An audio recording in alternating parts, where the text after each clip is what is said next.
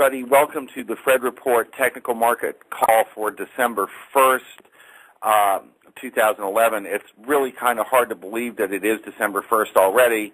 I am in Hilton Head Island, which is beautiful, and we're going to probably be a little weeny bit quicker here because of some meeting constraints. But with that, we'll still have time to get to all your questions.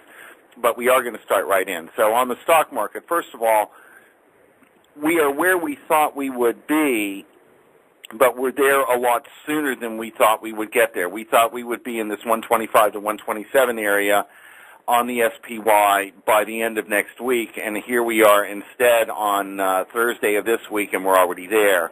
Normally when you get this quick kind of move, you get a little bit of a pause and a pullback into the gap, which currently on the spiders is around 122 or so. So I'm optimistic here. All of the condition indicators that we saw in the monthly review and such remain positive. But we need to get through the resistance areas. And again, we published in the midweek a couple of weeks ago, and again yesterday or last week, the same charts on the New York Composite, the mid-cap index, and the Russell ETF.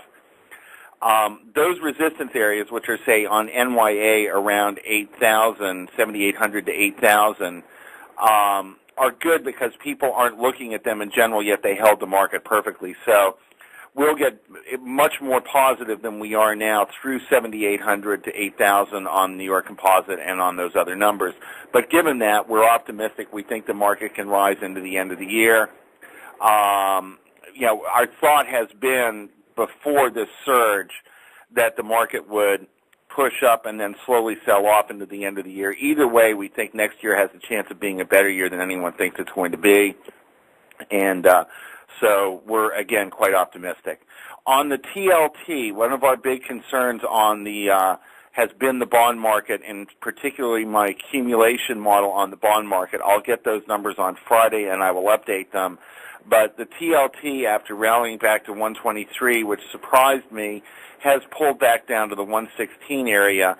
116 area is support. Much below 116, we've got a shot at that gap around 112, 111, and much through that, it looks to me like the bond market is going to start going down, and if that happens, that should be very, very good for stocks.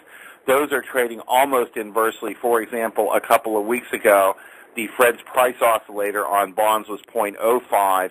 The Fed's price oscillator weekly on the S&P was 0.50.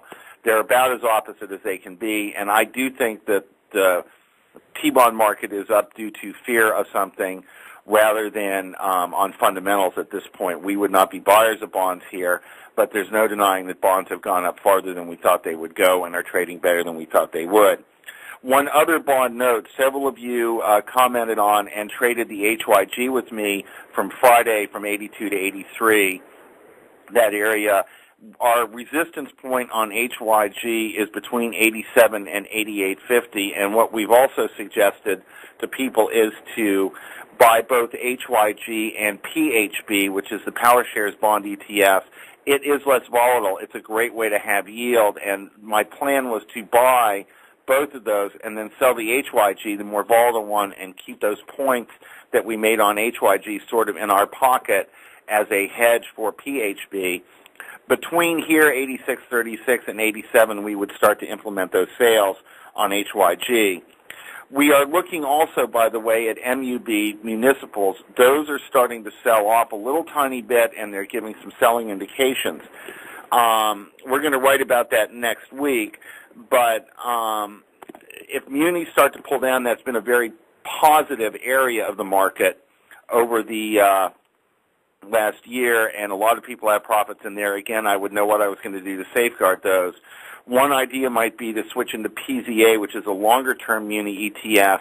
It's trading better than MUB, and it may be a little bit less volatile going down if we do get a pullback in the municipals. We're taking a look at gold and commodities. The GLD has come nicely off the bottom at 162, currently at 170.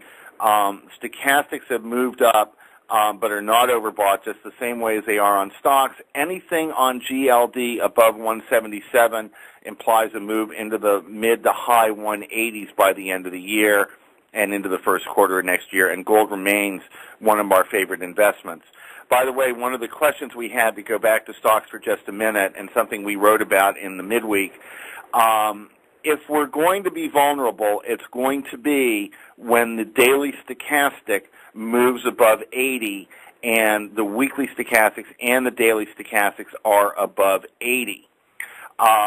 That still has a little ways to run. I think that means that SPY can test the 128 area.